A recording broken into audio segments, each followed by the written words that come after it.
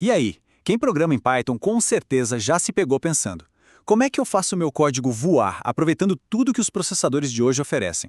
Pois é, hoje a gente vai desvendar justamente isso. Vamos mergulhar de cabeça no mundo do processamento paralelo. Pensa só numa coisa. Os processadores de hoje em dia, eles não ficam mais rápidos só aumentando a velocidade, né? A grande sacada é a quantidade de núcleos. O computador, o celular, todos eles têm vários cérebros ali prontinhos para trabalhar ao mesmo tempo. Só que tem um detalhe, um pequeno detalhe crucial. E é aí que entra o grande paradoxo da coisa. A gente tem toda essa potência de hardware na mão, mas, por padrão, um script Python comum simplesmente ignora a maior parte disso. Ele vai lá e roda teimosamente em um núcleo só. A pergunta é, por quê? Essa limitação toda nos leva direto para o nosso primeiro ponto. Vamos entender de onde vem esse desperdício de potência e quais são os conceitos que a gente precisa ter na cabeça para entender a execução de código. Então, a razão é bem simples, na verdade. O interpretador padrão do Python ele é sequencial. Ele faz uma coisa de cada vez, numa fila única, sabe?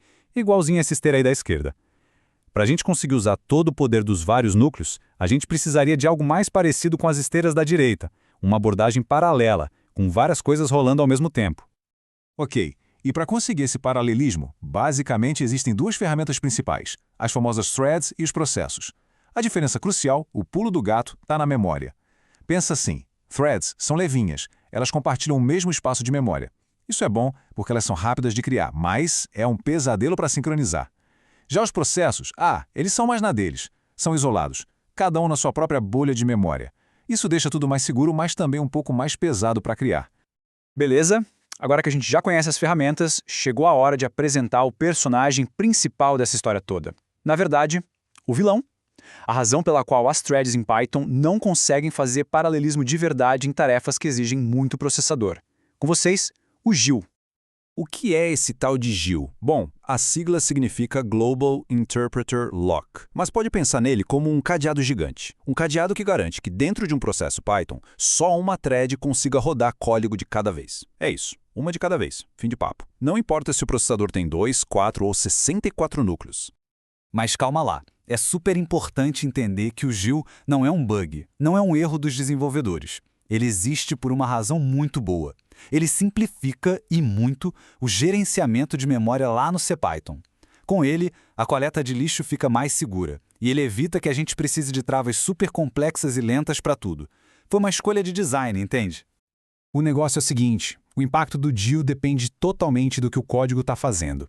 Se a tarefa é o que a gente chama de CPU-bound, tipo cálculo matemático pesado, processamento de imagem, aí sim o GIL é um gargalo gigantesco. Agora, se a tarefa é I/O-bound, ou seja, passa a maior parte do tempo esperando, sei lá, uma resposta da rede ou um arquivo ser lido do disco, aí as threads funcionam super bem, porque, nesses momentos de espera, o GIL é liberado para outra thread trabalhar. Então, se o GEL é essa trava toda com as threads, como é que a gente contorna essa história? Existe um jeito? Sim, e a resposta está na nossa próxima parte, que mostra a solução bem elegante que o próprio Python já nos entrega de bandeja. A solução se chama multiprocessing. Lembra que a gente falou que os processos são isolados, cada um na sua bolha? Então, essa biblioteca explora exatamente isso. Ela cria processos Python novinhos em folha. E cada um deles tem o seu próprio interpretador e, o mais importante, o seu próprio GIL. E é aí que a mágica acontece. Finalmente, eles podem rodar em paralelo de verdade, cada um no seu próprio núcleo.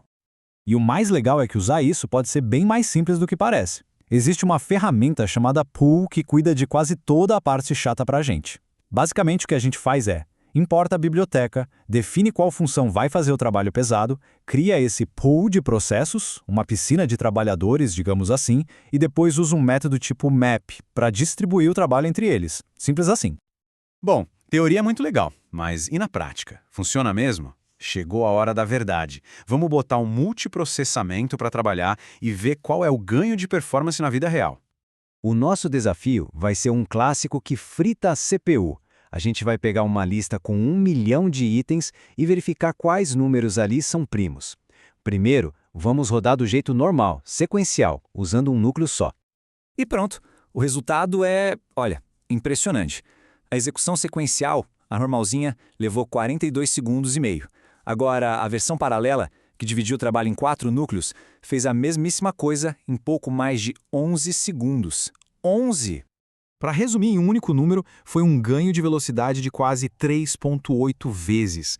Isso mostra preto no branco a potência que estava ali sendo desperdiçada. Ah, mas por que não 4 vezes, já que eram 4 núcleos? É porque existe um pequeno custo para criar e gerenciar esses processos, sabe? Mas mesmo assim, que diferença, hein? Mas, como tudo na vida de quem desenvolve, resolver um problema geralmente cria outros. E usar múltiplos processos traz alguns desafios novos que a gente precisa ficar de olho, principalmente quando o assunto é comunicação e sincronização entre eles. O primeiro desafio é justamente aquele isolamento de memória que a gente falou. Se um processo filho vai lá e muda o valor de uma variável, ele está mudando só a cópia dele. O processo pai, o original, nem fica sabendo. É como se eles vivessem em universos de memória totalmente separados. E esse isolamento todo pode passar uma falsa sensação de segurança. A gente pensa, se eles não compartilham memória, então não tem perigo de erro de concorrência, certo? A resposta é não exatamente. O perigo aparece quando esses processos precisam mexer em alguma coisa externa que é compartilhada por todos, tipo um banco de dados ou até um simples arquivo de texto. É aí que acontece o que a gente chama de condição de corrida, ou race condition. Imagina a cena. O processo A lê um número de um arquivo, mas antes que ele consiga salvar o resultado de volta, o processo B vai lá e lê o mesmo número, o valor antigo. Aí os dois fazem seus cálculos, só que um vai salvar o resultado por cima do outro. No final, uma das operações foi perdida e o resultado final vai estar errado. A solução para isso? Usar travas, ou locks. Um lock basicamente garante que essa sequência de ler, modificar e escrever num lugar compartilhado seja uma operação atômica. O que isso quer dizer? Quer dizer que ela não pode ser interrompida no meio do caminho. Só um processo consegue pegar a trava por vez, faz tudo o que precisa e só depois solta para outro usar. E tudo isso nos leva a uma reflexão final. Entender o GIL, usar multiprocessamento, no fundo não é só sobre estudar a teoria de como o Python funciona, é sobre engenharia. É sobre pegar essas ferramentas e criar soluções mais rápidas, mais eficientes. É literalmente construir um desempenho que antes simplesmente não existia no nosso código.